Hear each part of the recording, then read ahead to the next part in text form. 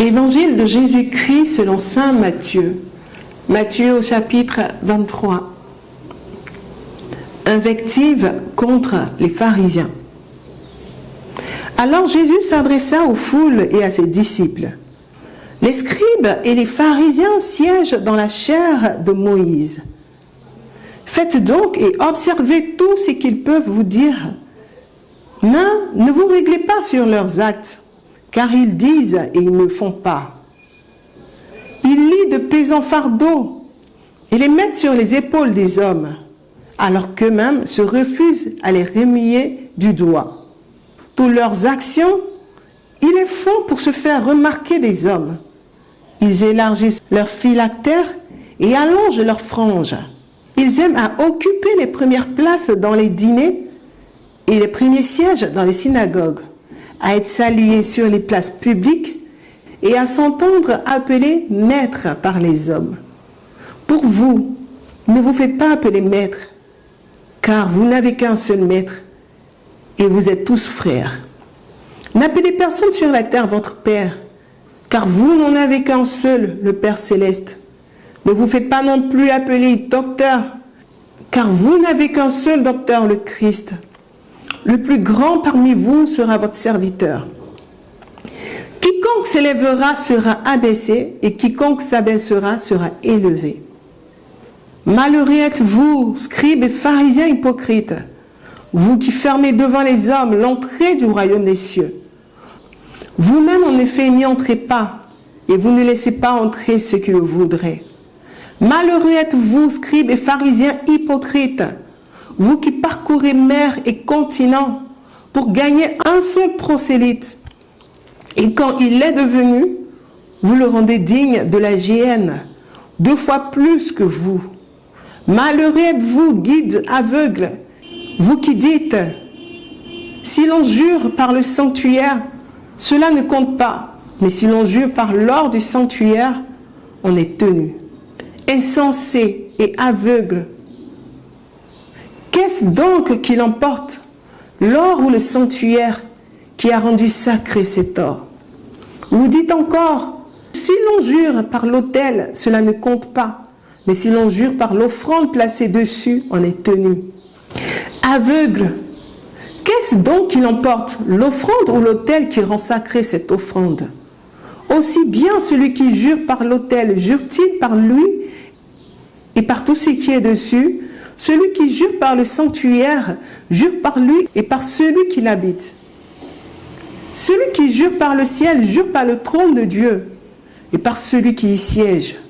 Malheureux êtes-vous, scribes et pharisiens hypocrites, vous qui versez la dîme de la menthe, du fenouil et du cumin, alors que vous négligez ce qu'il y a de plus grave dans la loi, la justice, la miséricorde et la fidélité.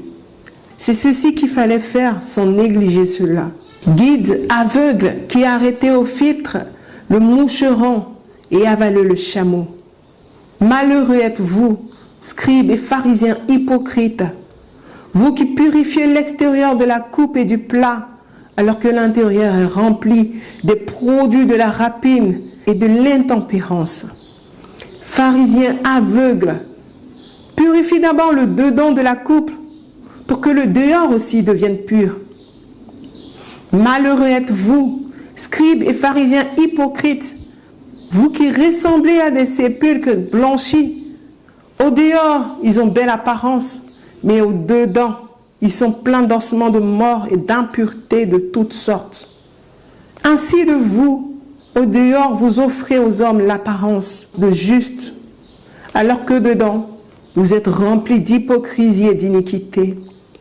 Malheureux scribes et pharisiens hypocrites, vous qui baptisez les sépulcres des prophètes et décorez les tombeaux des justes, et vous dites, si nous avions vécu du temps de nos pères, nous n'aurions pas été complices pour verser le sang des prophètes.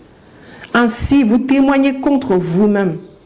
Vous êtes les fils de ceux qui ont assassiné les prophètes. Eh bien, vous comblez la mesure de vos pères. Serpents, engeance de vipères, comment pourriez-vous échapper au châtiment de la géhenne? C'est pourquoi voici que moi, j'envoie vers vous des prophètes, des sages et des scribes. Vous en tuerez et mettrez en croix. Vous en flagellerez dans vos synagogues et vous les pourchasserez de ville en ville, pour que retombe sur vous tout le sang des justes répandu sur la terre, depuis le sang d'Abel le juste jusqu'au sang de Zacharie, fils de Barachi, que vous avez assassiné entre le sanctuaire et l'autel. En vérité, je vous le déclare, tout cela va retomber sur cette génération. Lamentation sur Jérusalem. Jérusalem, Jérusalem, toi qui tues les prophètes et lapides ceux qui te sont envoyés. Que de fois j'ai voulu rassembler tes enfants comme une poule rassemble ses poussins sous ses ailes, et vous n'avez pas voulu. Eh bien, elle va vous être laissée déserte, cette maison, car je vous le dis, désormais, vous ne me verrez plus jusqu'à ce que vous disiez, béni soit au nom du Seigneur celui qui vient. Acclamons la parole du Seigneur. Louange à toi, Seigneur Jésus.